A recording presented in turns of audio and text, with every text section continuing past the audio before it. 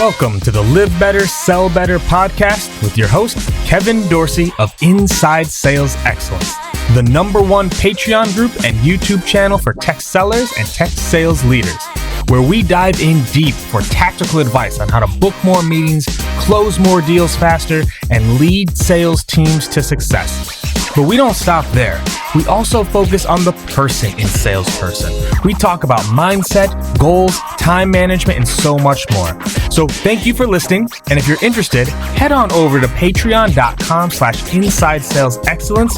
Now with that, grab a notepad, get ready, and let's dive into the good stuff. But first, a quick shout out to today's sponsor, Chili Piper. Plain and simple, if you book meetings, you need Chili Piper. I have been using them for years personally and for my own teams, and I don't know how I'd function without it. Chili Piper helps you book more meetings by increasing your conversion rates on your websites and your emails by making it easier for your prospects to book meetings with you. Puts a meeting time right in front of them when they are most likely to book. But it also handles all the handoff and the scheduling, making sure the meetings go to the right people at the right time, making sure the round robin actually works. And it helps meetings show up through dynamic reminders, customizable reminders. We already booked the meeting. Now it's time to make sure they show. So if you book meetings, Chili Piper makes meetings happen, and you need to have it for you and your team as well. And with that, let's get back to the show. What up, everybody? Welcome to another episode of the Live Better, Sell Better podcast. This is your host, Kevin Dorsey, aka KD, and we are going to talk about the magical 3-letter acronym, product market fit, followed up by another 3-letter acronym, right? Founder-led sales. Because so often founders start selling and they think they have product market fit. And so they raise some money, and what do? Go hire some salespeople. But it's not that easy to transition from founder-led selling to a sales motion. It takes a lot of work, a lot of time, and a lot of tactics to do it the right way. And that is why I'm so pumped to have Wayne Morris on the show with me today. Because one, this is what he's doing all day long now, is working with founders and helping guide them through this process. But he's also been through it himself. He's a CRO. He's a former VP. He's got exits under his belt. Like, all that means he has in the trenches knowledge to share with us. And we are going to dive in deep today on it. So I'm pumped. Wayne, my man, welcome to the show. KD, thank you so much for having me. It's a real pleasure to be here, man. I've looked forward to this for a long time. So let's make it worth it. Long time coming, and we don't let it take this long next time, right? Like, we should have done this long ago. But no, I'm pumped, man, to dive into this, because I think when I look at the companies that I work with, right, this transition between the founder selling to actually hiring a sales team is where a lot of people trip up, right? They never make that transition. So one of the things that you said right before we hit record was like knowing whether or not they have product market fit as the first signal. So what are things that you look for, or tell the founders you work with to look for, to know, hey, like, do I actually have product market fit right now, or is this just luck?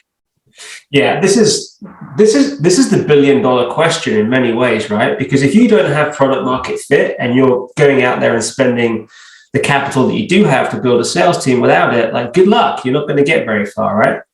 So I think it's pretty distinct. There are 3 clear stages that I want to see my founders absolutely nail. And if you haven't nailed these 3 milestones, then you just don't have product market fit. So let's run through it. The first one is you need to have a credible hypothesis, and that credible hypothesis is going to create value for your prospective customer. So what is it? It's incredible. You would think that every founder has a credible hypothesis, but so many founders stumble upon what it is that they're building. They didn't even think about the hypothesis. It could be they were at a company and there was a gap in the market, so they built their own little product and they went out and started selling it on the side. And then before they knew it, they had some customers. But at no point did they stop and say, I have this hypothesis. The hypothesis is critical because you have an idea that's going to create value, but you need to go out there and determine whether it's actually going to create that value. But how do you do that first? The way you do that first is by creating a minimal viable product. You don't go build an all singing, all dancing product. because that would just cost too much. And most importantly, how do you know that's the right thing to go and build? So you have to go and speak to the market to test your hypothesis. So you go speak to 100 people, 50 to 100 people, go speak to them. And when you've spoken to them, they'll tell you, yeah, this makes sense to me. I think this is going to solve some of my problems, and I think this is pretty interesting. But based on what you've told me, I would change this, and I would change that, and I would add this, and I would remove that. That feedback in the hypothesis stage, the customer development phase, is really critical, because you're going to take that back and you're going to build your MVP on the back of it. Now, can I jump in there real quick, Wayne? Because it's going to be good. Yeah, let's go for it. I want to unpack here. So when you talk about doing those interviews, right, there's actually kind of a two-parter here.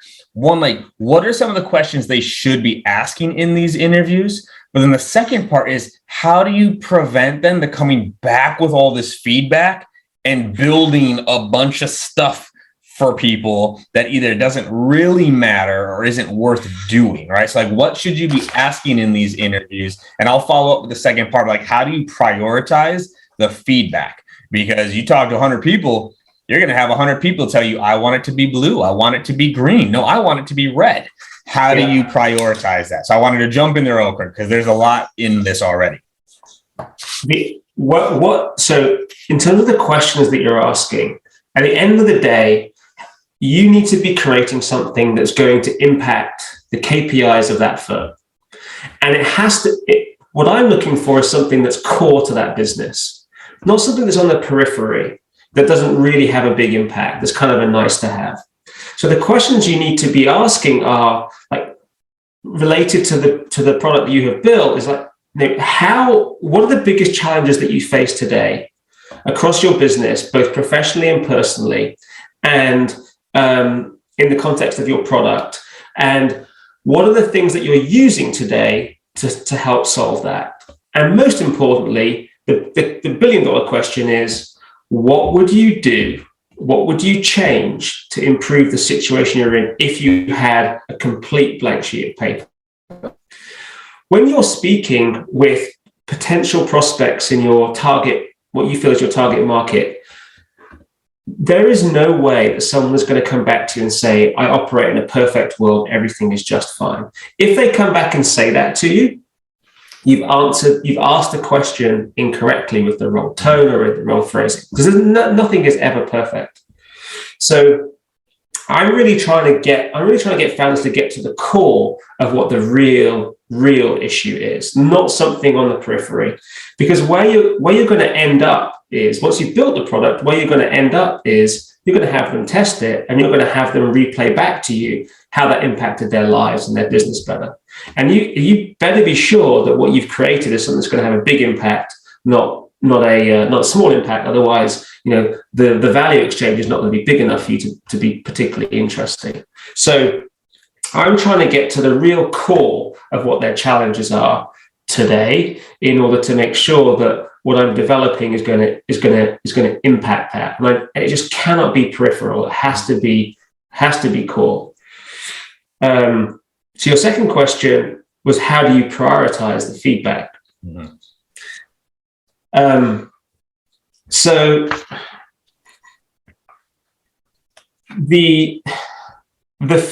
what I'm not focused on at this point is features. At this point, what I'm focused on is just trying to solve the biggest problem that they have in their business. So what I'm really looking for is, again, coming back to the KPIs. If I add, so let's just talk about a discussion where they say, well, I'd like this, and you haven't presented it to me, and you're not planning to present it to me. My challenge back to them would be, if I develop this, how is that going to make your day, week, month, quarter life better? And I need them to be concrete in their answers. I'm trying to educate the person that I'm speaking with to the point at which, when I get them to the next stage, they're going to have to relay to me in concrete terms how this has really helped them. So my question is often, if I develop this and you use it, how are you going to illustrate back to me that this has been of value? what are the metrics that you're going to use to do that? Because if that's a real struggle for you, then it's probably not something I should be prioritizing. Mm-hmm. So can you measure? Is there data behind what I'm going to develop that you can measure to illustrate impact? And if the answer is yes, here it is. This is why it's important. It's on my list. If the answer is I'm not really sure, yeah, that's a good question. It's kind of difficult. Then I'm putting it to the side. There you go. Awesome. I love it. I think it's important to call out because founders will go do these interviews. I worked a lot with 500 startups, right? And so they would do these interviews and come back and go, we have to build all of this because that was the feedback that we got from our customers or from our interviews. And so I love that question of how will this materially change your day, your week, your month versus, oh, you just like that, right? Yeah. And the other good one there too, was subtle the way you said it. It's will you buy now if I commit to building this, right? It's all right, if it's that important to you, help front the cost then, and I'll build that, but you need to actually buy, not wait until afterwards. And so, okay, so we got the credible hypothesis, we're getting an MVP. What was the other two levers for product market fit that you look for? So I'm now looking, the next phase when I figured what I want to build is I need to find my beta customers. I need to find people, organizations where I can test the value live that I've created, right? These beta customers are critical because what they're going to do is they're going to actually use the product for the very first time. I'm trying to get as many of these as possible. So one question that I often get from founders is, well, at this point, I want to be charging for my product. Well, you can, but there is a trade-off. If you charge for your product at this phase, you're probably not going to get the volume of signal that you would get if you were not charging for it. So there is a trade-off here. Now, I get it. Some founders have runway issues. Ideally, you wouldn't. Some founders do. Well, if you do, then there is a bit of a trade-off. You just need to understand that trade-off is there. But let's just take the perfect scenario where you don't have a runway issue. You can go get a load of beta customers. I want these beta customers to understand that what I really need them to do is use the product in earnest. And I want to be able to interview them deeply about how this impacted their business. So the key thing in stage 2 is not sales. The key thing in stage 1 was really discovery and a little bit of selling. In stage 2, it's a bit of selling, but it's mainly customer success. Mm-hmm. It's mainly okay, you get the value, but now I need to make sure you're actually going to use it and you're going to use it properly. So that's going to be onboarding and that's going to be management post the agreement of being a beta customer. Because the worst thing that you can do as a founder is get all these agreements and then no one uses the product, right? That happens so much. It's I did all this work and then no one's using the product. Yep.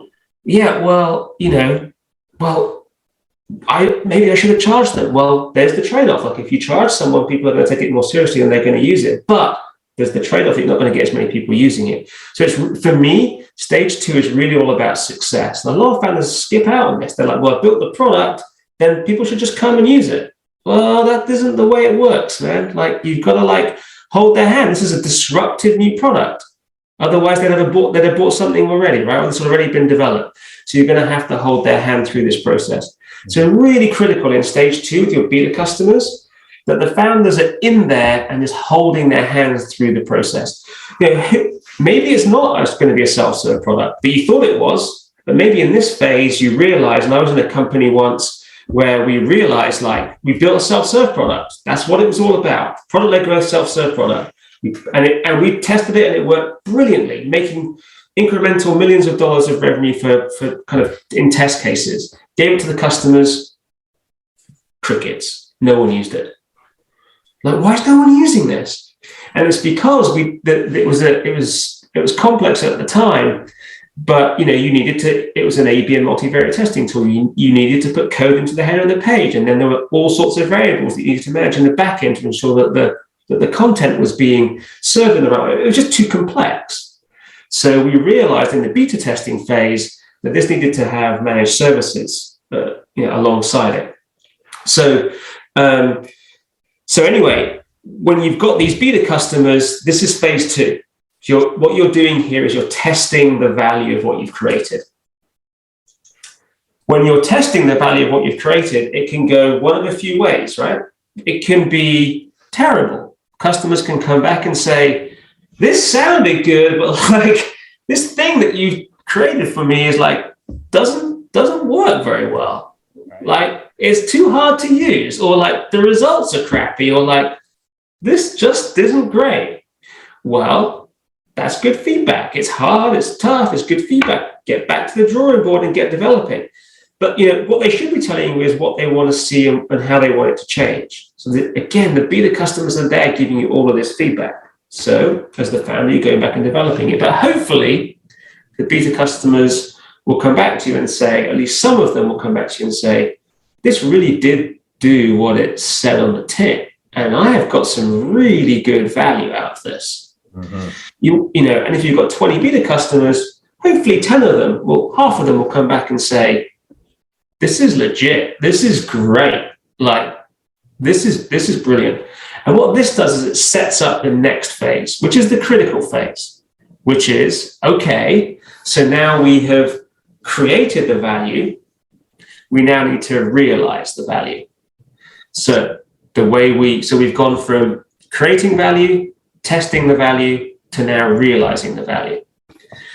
And those 10 beta customers that are like, yeah, this is great. You're going to now go to them and say, I need you to pay for this because there has to be a fair value exchange in this moving forwards. How about it? And what you'll typically get is on one end of the spectrum, some that will say, I'm prepared to pay for it, but not very much. And on the other end of the spectrum, you get some that say, I'm prepared to pay for this. I cannot do without it. I'm going to pay you a load of money for it. And at this point, you have this spectrum of lower paying customers, so your SMB and your enterprise, and you have a decision to make. Like, where do I want to be? Do I want to be in the high enterprise category, or do I want to be in the SMB category? And at that point, that's when you have some level of product market fit. And now it's about like, where do you want to be? How do you want to build your company? Do you want to build it bottoms up? Do you want to come top down? Do you want to be more product-led growth? Do you want it to be more of a sales motion in the enterprise? And then you're at this point where you can begin to say, okay, I think we've got something here. I think we've either got or we're approaching product market fit. So those are the first 3 stages, KD, that I implore my founders to not cheat. Don't cheat those stages. You cheat those stages, you're in all sorts of trouble a little bit further down the line.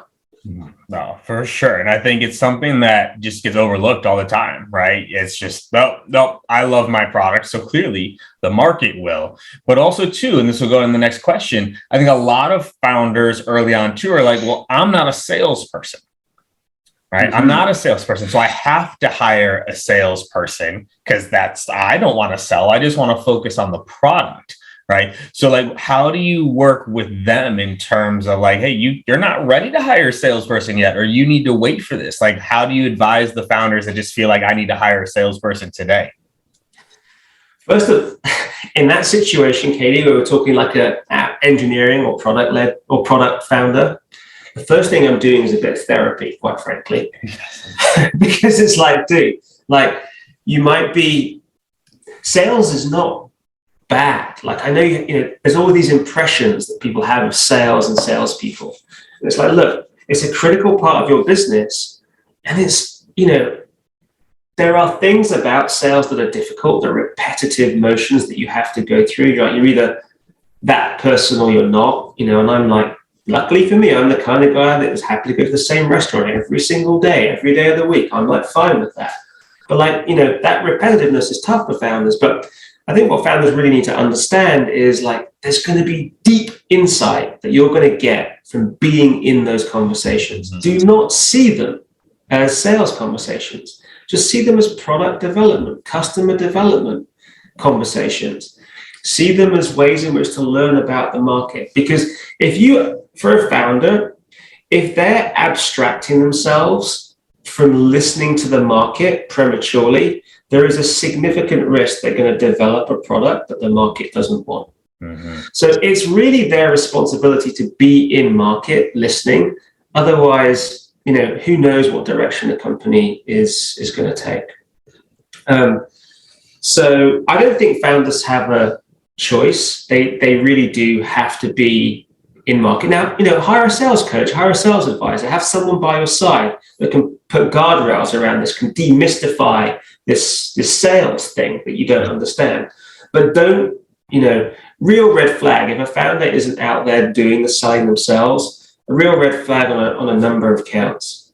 I think the optimum founding group, though, is really an engineering and product founder and a business founder, right? And that business founder, needs to be selling and needs to be in it. But if that's not there, then my advice would be hire a coach, someone that's been there, done it, can demystify every aspect of it for you. But don't step away too early. I mean, the thing that I see a lot of is founders they do 2 or 3 sales, right? And they're like, we cracked it, done. I can just go hire a salesperson, cracked it. Well, what have you cracked? Well, I've got two customers. Right. I mean, like, come on, seriously? And that's like, because they're like, I just want to get the hell out of this sales thing as quickly as possible. But really what you really want the founder to do is stay in it. So if it's enterprise, like go get 5 to 10 sales, and then you'll have some signal that you can work with. But yeah, so founders need to be in it. And the other mistake that a lot of founders make is they do a lot of really good work in getting to the point at which they've got their first 5 to 10 sales. And then they are ready to hire that first salesperson at that point, but they've not documented anything. So then there's just pure luck. It's like, so I'm just going to go out and hire KD and bring him in, and because he's the shit hot sales guy, and he's just going to get it. Like, what? Like, you serious? Like, you just spent like 12 months getting to this point.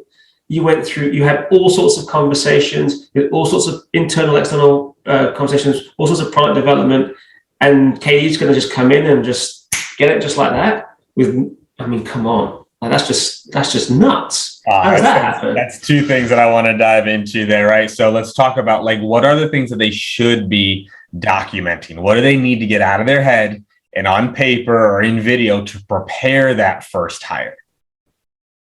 Yeah, well, you firstly touched on it. So like I get them to try and just document everything, right? And by everything, I'm like, look, just get anything that you think has been valuable, just get it down in writing. And if you're not good in writing, record it, right? Just record the internal and external conversations.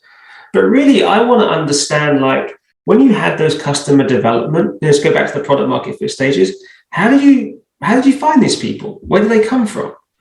One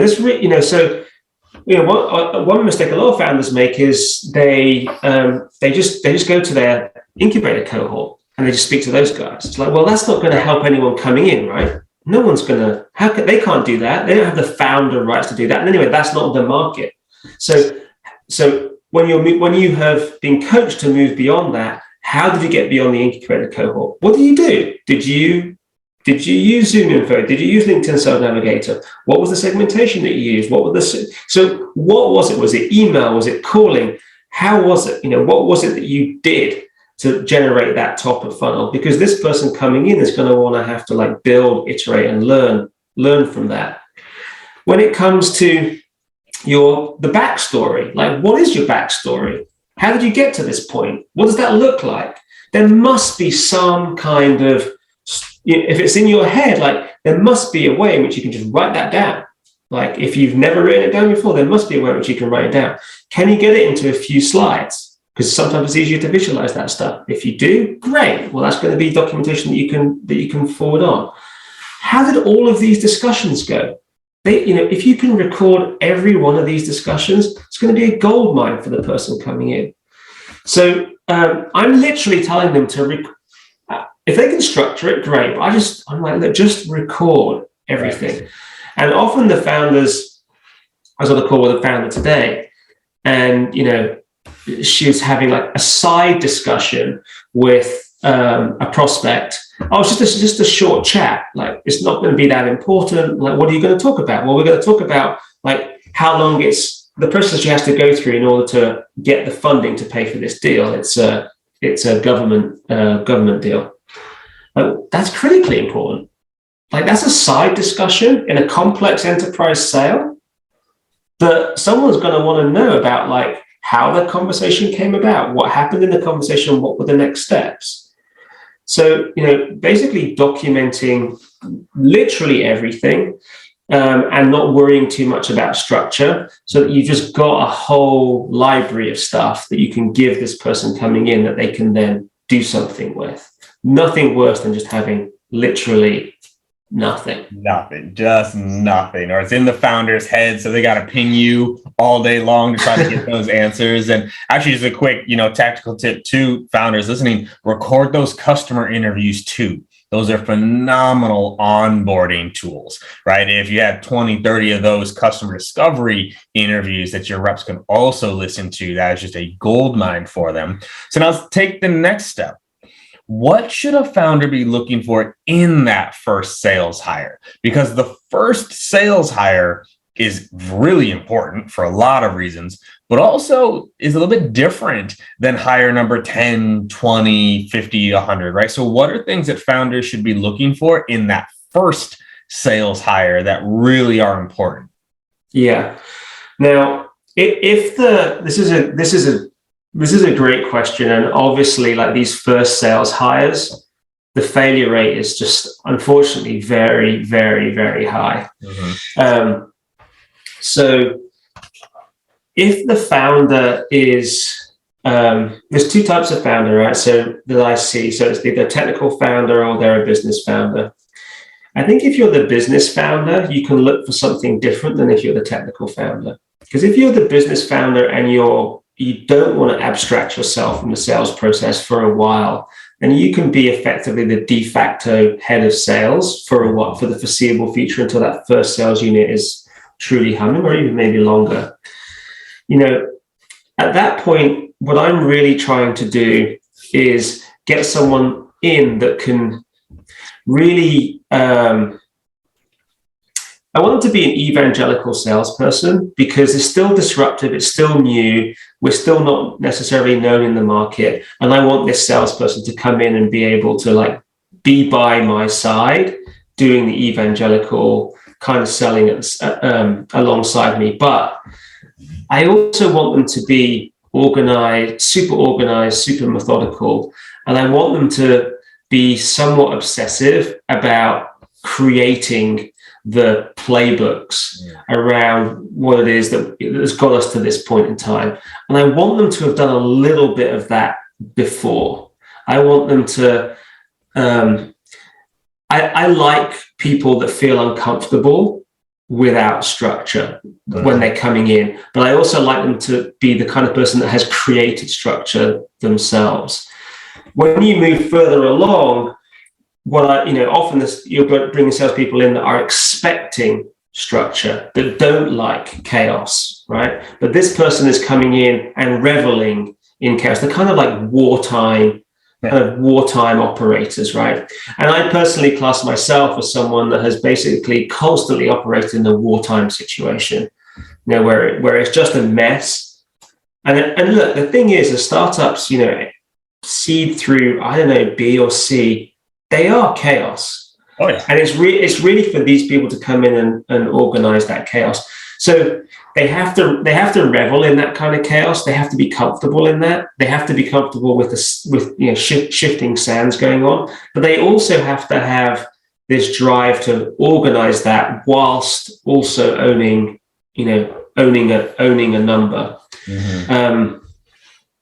So if there's a business founder, I'm looking for that kind of person. If it's a technical founder, then I'm trying to at this point, I'm probably trying to abstract myself from all sales once I have moved all the information from me over to this new person. I am hoping that this new person can come in and hire a team behind them pretty quickly. And that's a slightly different hire to the previous hire I just described. So this hire, I'm expecting them to basically have 2 or 3 salespeople warm coming in behind them. And I'm expecting them to really take the reins off me. So that person, I'm selling that person hard on the value of the future value of the company. And I frankly am trying to hire someone I have no right to hire.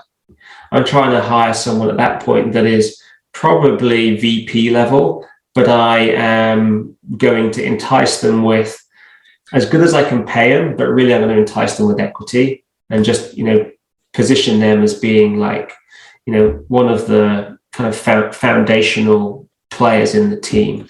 And then, they succeed and they're building a team behind them. Got it. Okay. So it's kind of different, right? So you're talking about the early, it's almost like business side, hire a sales rep. Technical side, you're hiring a sales manager, leader, VP or something to make sure that you have someone in place to hire behind them. Am I hearing that right? That's correct. Yeah. Yeah. And I think that's a really good call out because I think it is like, I see it all the time, man. The technical founder hires 2 AEs and says, go close. It's like, well, they don't know what to do, or even worse. And this is actually where I'm seeing it more and more is they go hire SDRs. Yeah. And I'm like, no, you can't do that. You can't just go hire SDRs and not train them and not onboard them. And so actually, let's go one layer deeper here. A lot of people talk about going from founder-led sales and hiring. What would your advice be to founders managing salespeople? Because I don't think we actually talk about that enough. Okay, so you've hired a sales team and you are the sales manager. Managing salespeople is different than managing engineers or managing marketing or managing HR, right? And when it's that founder-led org, it's so small, they're involved there. What are some things that they should be doing as the leader of salespeople to make sure that they're getting the most out of them? Yeah, well, the first thing they should do is just not succumb to the misconceptions or the popular conceptions of what salespeople are like, which is like, and I really hate this in the industry. There's still people that perpetuate this bag carrying salesperson, that's not particularly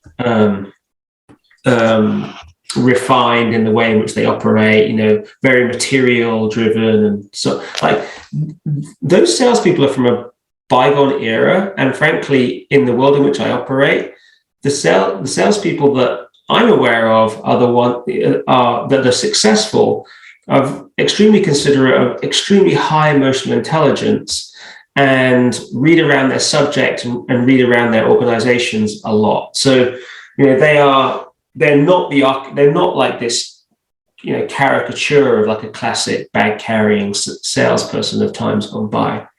So I think the first thing they can do is recognize that, because the moment they recognize that, they'll understand that like they do think differently to the way in which they may be perceived. And most importantly, they're of extremely high emotional intelligence. Mm-hmm. And if a salesperson is of extremely high emotional intelligence, they have feelings. And as a leader, you need to be able to tune into their feelings. Now, here's the challenge. It's like the classic archetypal salesperson is also the alpha male sports person, right? So like, how do you break down those barriers? So like, in this world of remote, it's going to be metaphorical, but back in the day when it was more face-to-face in the office, like I can't tell you the amount of value I got about putting my arm around a salesperson when times were tough and just saying, hey, I got you. This is sweet. This is fine. You have ups and downs. Let's just work through what's not working for you. And 9 times out of 10, it's just about giving them the confidence they're not going to get fired, give them the confidence that like you're going to be there for them, give them the confidence that like we can work through this. And almost all the time when you've hired when you've done your hiring right, it's just about going back to basics for them. So I mean, my biggest advice to anyone, a technical founder, is be there for your team, back them, understand that they're humans, and give them the tools through which they can continually improve. So that like when things get tough, they inevitably will get tough. They'll feel like that, there is room for them to grow out of the situation and grow into the next phase of success, rather than have them looking over their shoulder. Because it's easy to get them looking over, all this like, you're only as good as your last week, your last month, your last quarter. Yeah. But that's not true, really, is it? Like, what you're only really as good as is the last, day or week of motivation that you got from your boss. Because like, class is permanent, right? I mean, you need to be consistent, but if you've been consistent for quarter over quarter for the last 3 or 4 quarters, you don't suddenly turn crap. Like, something has changed in your organization, something has changed in the environment. And that, for me, is on the leadership to figure that out. So my advice would be, like, treat them as humans, understand they might have this, like, this kind of alpha, if they're, male sports background, like, I'm 5'7" and short, right? So, like, the 6'4" football guy, like, beneath all of that, like, there is a heart, there is a soul, and there is someone that, like, is really caring, and just be there for them. And just don't succumb to these stereotypes that are frankly not true, and just give them tools from which they can succeed. Here's the other thing as well. And I think salespeople, and especially like VPs coming in, need to take note of this. Like, people are always negotiating money and salary. Here's like a pro tip of what I would be doing nowadays, because the market is just full of cash, right? I mean, like, it's just a rich market right now. Here's the curveball that I would throw in my negotiation. I would say, I know you're expecting me to negotiate at this point cash for myself and figure out the range. I would just negotiate a very healthy professional development budget. So, if it's, enterprise rep that's maybe 150 plus 150, 200 plus 200, rather than go from the 150 to 200 plus 200, I'd maybe, like, maybe they come back 175 plus 175 on 350, but there's room to go. The final bit of negotiation, I'd be like $50K professional development budget. Yeah, I love that, because it's the non-tangible things, right? Where, you can give someone a $50K bump, but it doesn't go anywhere special. Like, it's not like they're going to go anywhere with it, and you're paying taxes on that and everything else. Whereas as a professional development, right, you're talking about expenses, right? You can, like, write that off as a company, and it shows a different type of leader, right? It's like, no, like, this is what it pays, but we'll cover this 2 conferences a year, this, and give you a professional coach for 2 quarters. Like, that right there is I love that way of thinking, because oftentimes too, founders get stuck, I think, early making that first hire, trying to save money, right? Like, well, I don't have a lot of money, so I'm going to see who I can get for the least amount, versus investing in that first rep and really diving in there. And actually, I want to see what you pick here. If I'm a founder, which is more important? Industry knowledge, like they've sold to my prospect before, or kind of that chaos knowledge, right? You talked about before, like, used to chaos, used to, like, building and documenting things. Like, if I'm an early founder, where should I pick? Oh, they've sold to these people before, or they've been a part of a fast build or a fast growing startup before? My last 3, I've done 3 back-to-back successes that were some were pre-revenue, all 3 were pre-product market fit. Took every one of them to scale, right? So 0 to $20 million ARR back-to-back. Those 3 and every other company in my past before that, which is about 3 or 4 others, were all in different industries. Let's go. I have 0, KD. I have 0 industry expertise. 0, nothing. VCs come to me and they're like, hey, Wayne, we'd like to get you into our company. Like, where would you say that you specialize? And I'm like, making money? Is that good enough? How's that? Does that work? No, well, we've got this cybersecurity firm. They really want someone with cybersecurity background. Okay, well, there you go. Go get someone with cybersecurity background. I'm out. So I don't get it. I really don't get it. It's like, for me, sales is all about understanding the buyer and understanding the buyer in detail. And the buyer is both a person and a person in a company. So, like, my skill set is understanding deeply who you are, KD, and what motivates you and what drives you. And that skill set and understanding that takes multiple years to get really, really, really. You can have some innates, but it takes multiple years to get really, really good at. I can become and sound like an expert in any industry in about 3 or 4 weeks.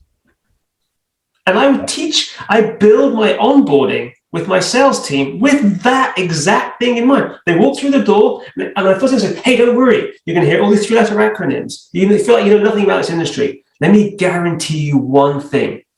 In 4 weeks' time, in front of the biggest prospect out there, you will be in this industry. You, in this particular area where our product is, you will be the most knowledgeable person in the room, bar none.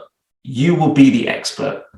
So whenever I see this like industry expertise request, it blows my mind. I'm like, you know what that tells me? That tells me your sales enablement is terrible. That tells me you do not know how to onboard your salespeople to your industry, to your product. Like it's to me, it's mind blowing. And thankfully, KD, I've been doing this 25 years, so I'm living proof. So if anyone tells me that that's bullshit, and I'm like, okay, well, maybe I'm a complete fraud. Maybe I don't really exist. Maybe everything that you see and everything you hear about me, all the references I've got are complete BS. Maybe that's the case. But like, I'm not living a parallel life, so I'm pretty sure that's not the case. So there's something else going on here. I love it. I was hoping that was going to be your answer. I wasn't going to disagree with you regardless, but I was hoping that would be the answer because it is true, right? I have a very similar background to you. There has been zero overlap in any of my sales roles and leadership roles. Zero. No overlap whatsoever in any industry. And it's still comical to me. Actually, I'll tell a quick story in this. Like, I had a company that was interviewing me right at the beginning of the year. Very technical product. They're already at about 20 million ARR and they want to get to, 100, 150 plus. I said, all right, let me go through it. And like, they love it. They're like, yeah, but you don't really know this industry. I said, you don't hire someone like me because of the industry. You hire someone like me because I know how to build a sales org to 200 people. That's all I need to know. You already know the industry. You've sold it for $20 million. I can learn that. I can't learn how to scale a team from where you are to where you need to go. They're like, wow. So they passed. I got a call 7 weeks later, like, hey, like, we need you. We figured it out. I was like, not too late. I'm out. Like, I've already made my decisions. But it's funny. People get stuck on industry knowledge when it's the process knowledge. You need to know the sales process. You can learn an industry. Now, real quick, how do you get your teams up to speed on the industry that quickly? I thought you were going to say 3 months to expert. You said 3 to 4 weeks to expert. What are the things that you do in those first 3 to 4 weeks to get them up to speed on the industry? Yeah, well, clearly industry documentation is critical. So there's, everything about the background of the industry. And then there's some I try and do some testing. So it's like, there's this knowledge, there'll be a test at the end of this week, so on and so forth. Honestly, the most valuable thing I've ever implemented, I've done this in my last, the last 3, definitely the last 2. I think we started doing it in the one furthest back. Is I have everyone that comes in is depending on the stage that we're at. If it's slightly later stage, like Series A or whatever, I'm having everyone just be customer success, customer support for the first week or 2. Love it. It's like any kind of like, I just need you. It's the only way you can do it. Like, here are the customers. You need to listen to their challenges, listen to their problems. You need to listen to what it is that they're saying is good, bad, and indifferent. And you just need to live and breathe like a customer. It's the single easiest way that they can become authentic in the value of the product. Mm-hmm. It's there's all sorts of things that I've done with teams, but that by far is the most valuable thing. And sometimes I'll have like salespeople coming in like, "Are you serious?" I'm like, "Well, I've prepped them before, but like, I'm like, yeah, deadly serious. But I want to be out there selling." Look, it's like, let's just like calm down. There's going to be no rush here. That's why you have a ramp period. Like, let me control what happens in this ramp period for you, mm-hmm. Right? Just sit, we could do extracurricular stuff. You can try and get ahead as best as you can, but like honestly, like there's nothing going to be more valuable than sitting down with customers. I would say, here's the other thing I would say, and I heard this from someone in my network the other day. I would say if you're being hired so this is to all VPs of sales, Katie, the message to all VPs of sales. The market's hot. If you're going early stage VP of sales, here's what I recommend that you do. I recommend you close out the offer from a startup, have them send you the contract, have them sign it, and then so you're the preferred candidate, you can sign it, right? But you've got a week to sign it. And I would say you spend that next week in the client speaking to customers and people. I heard have you heard that? Have you heard companies doing that? Not before they joined. It's how I joined companies, is I talk to the customers, but after I've joined, never in the interview process to accept an offer. I think sometimes it might be limiting because if you have a job, it might be tough. But no, keep going. I like this idea though. Well, I heard it from a friend who'll remain unnamed at this point, and a VC who will remain unnamed, a company will remain unnamed. But I thought that was genius. In a really hot market, if you know this is the candidate, what's a week? It's a super hot market. It's going to be hard to hire these people. What's a week? The amount of times I've walked into a company and seen things in the first week that would have changed my outlook is just like beggars belief. I've I've come home to my wife and gone, I just had this hunch, and I think it's okay. Like I closed the back door and I figure stuff out, but it would have changed my outlook. So anyway, something I heard in the market really recently, and I thought that's cool. I really like that offer. Signed offer letter by them. You haven't signed it. You've got a week to sign it, and use that week to be in the company with customers, with sales team, just like figuring out that what you've been sold is actually the reality. Yeah, no, that's funny, man, because I asked for all the reports, all the data. I back channel left and right. Like I was speaking with a woman that I mentor, and she recently took a new VP job, and I happened to know the CRO at that company. And I was like, wait, how did I not know this was happening? And so I asked her, I was like, do you know so-and-so? She's like, oh, I'm not sure if he works here anymore or not. And I said, how do you not know if the person listed as CRO works at the company you just got hired at? Like, did you back channel at all? Did you do any sort of research to find out like what you're stepping into? Like, you didn't even know who your boss was going to be. Like, we got to be better than that. Like, we got to make sure you're asking these questions. And so I love that idea. If and when I ever step back into the game, I think I would do that. I'd make the signing on my end contingent upon getting 3 to 4 days with the customers, with the team to get a feel for it, because it's so true, man. And you nailed it, right? You can find out fast. We're like, oh, so fast. What did I just step into? Like, goodness gracious. All right, hold on. I'm already looking at the clock. Like, holy smokes, we're already flying here. Okay, so we talked about product market fit, talked about, what to look for in the hire, getting things out of their head. I mean, what would be kind of like that parting piece? If you look at a lot of these founders and making the transition to a sales team, what else are you seeing out there? It's just like kind of like must do's, or these are things that will make that transition so much better for everybody involved, rep included. Yeah. Well, ultimately, the only way I believe you have exited product market fit and is when you've found a repeatable sales motion. But so that's like, I've done 10 deals and there is a flow to this from top of funnel through middle through close. And it's something that I've repeated on multiple occasions and it works. So I think when you've got that, it kind of feels right and the flow is working. if I could quickly jump to the next stage, this is the stage where I have tricked myself that I've actually achieved this next stage successfully when I haven't. And that's when you have built this mini sales team that's actually working. I've tricked myself that I've nailed that before, and I actually haven't. And the reason I've tricked myself is because I have learned really well by osmosis from the founder.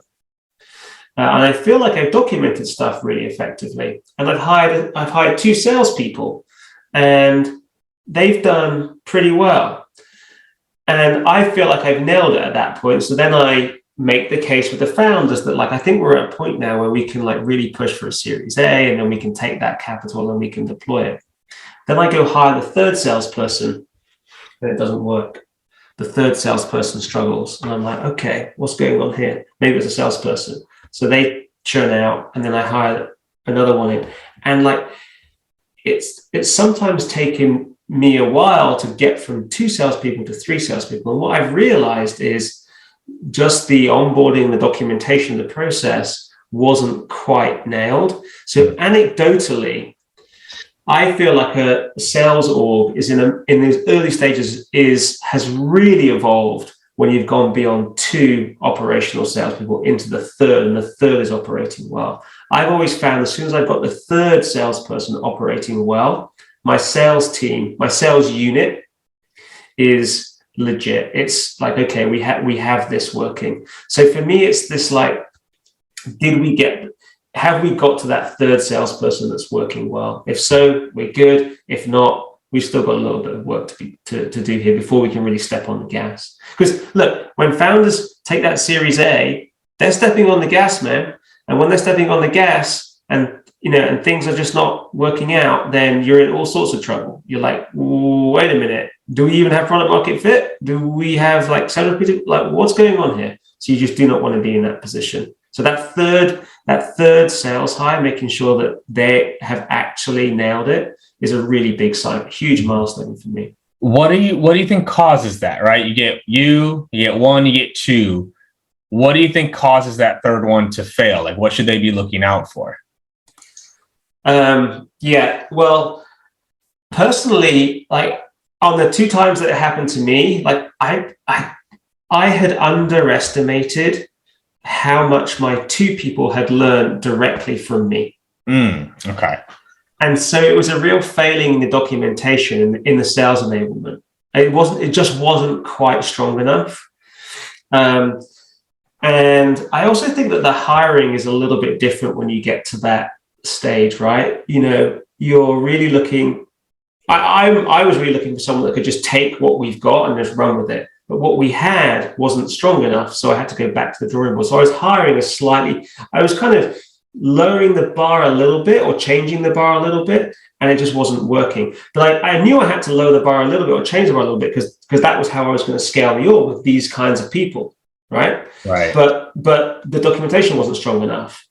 So really, it was on me, KD. It was like, well, okay, my documentation is not strong enough. So what I did is went out and I hired someone to help me with that documentation. Smart. No, I love that call out, because it's funny, man. It brings me back a little bit when scaling Snack Nation. I said, give me 3 reps in 90 days. Right? Give me 3 reps in 90 days, because I wanted 3. It didn't matter if I could do it. That doesn't matter. Could I get 3 other people to do it? If I could get 3 other people to do it, then I knew I could get 90 people, 70 people, 100 people to go and do it. But it was those first 3. So it's funny to hear you mention that as well, because that was the magic number for me to know whether or not I thought it was truly repeatable. Yeah, exactly. I don't know what, it's 2 companies I landed with that. And I was like, well, there must be something in this. So it's just stuck with me. So I'm always holding founders back. I'm like, great, we've got the 2 AEs, we've got customer success. Maybe we should abstract these sales guys and get SDRs. Like, we're rolling. In the back of my head, I'm like, oh, no, we're not. We need that 3rd one. We need the 3rd one. Like, why? Can you explain to me why? I'm like, oh, you're just gonna have to trust me on this one. Yeah. We need the 3rd. And it's funny, because I know why I asked for 3. I had just finished a book. I think I need to find it, because I reference it all the time. But what it talks about is, in business, things break in rules of 3. So when you go Right. from one person to three, what worked for one person doesn't work for three. When you go from 3 to 9, things break. Now you need a manager. When you go from 9 to 27, now you got 3 managers. You might need a director. You go from 27, and it talked about. Right. Oh, I want to read that book. I will find it. It might have been Traction. I'll go through it. It's either Traction or Scaling Up the Rockefeller Habits. It's one of those two. But like, 'cause I know I just finished it, and I was like, I need 3. Okay, I'm the one. I know I can do it. But it's so true. Is things break, and then you watch companies. It's why a lot of things break when they go from 30 reps to 100 reps. It breaks. The same systems that worked for 30 don't work for 100. And a lot of leaders struggle with that too, because you can control the room with 30. You can't control the room with 100. And when you're used to being able to control the room and lead through energy and enthusiasm and like, oh, I can do this, when you get to 100, 150, you can't control the room anymore. And it changes every rule of 3. I will find which book it is, because it's really that would, I'd love to read that, because that just makes a ton of sense to me. Awesome. Well, as we come to the end here, my man, we got to wrap with the classic question. We ask it in every single episode, right? Because the name of this podcast is Live Better, Sell Better. To have this weird idea, that if we lived better, if we had more energy, joy, fulfillment, excitement, happiness in our lives, that the sales would also get better. What would your live better advice be for people listening? Yeah, I'm going to give this advice, but as I give it, I'm going to look in the mirror and make sure I hear myself. We all do half this, the right? stuff I write is for me in that moment. It's just I need to share it and get it out of my head. Yeah. I like to bookend my days with exercise, right? I live in Marin in Northern California, just over the Golden Gate Bridge. I live, looking out my window now, I live right by some beautiful forest where I can go trail running. I used to run ultra marathons on the trail, and on my bike. I love to just bookend my day with exercises. And I know that if I don't do that, if I don't ground myself with that, I'm just a very different person.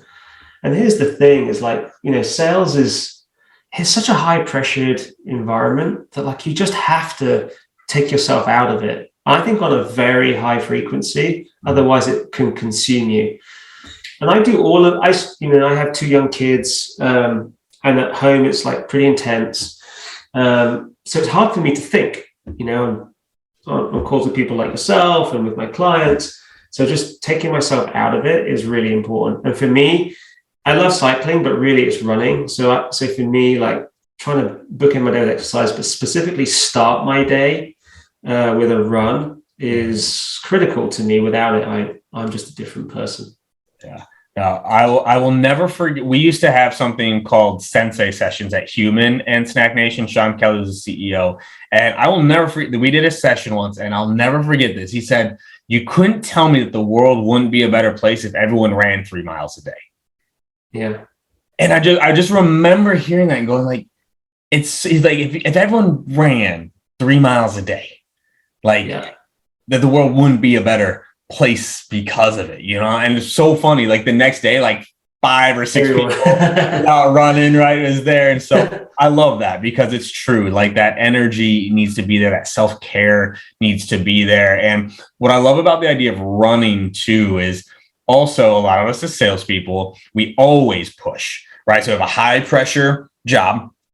Then we go lift super heavy weights or high intensity, this or that. We're still pushing there, and just always. So sometimes just go for a run, y'all. Just get out there. Not to say running's easy, but just not always pedal to the metal. So Wayne, my man, this was awesome, dude. It's a topic that I don't think enough people talk about, and is the true breaking point for a lot of companies, is they never make it past this stage.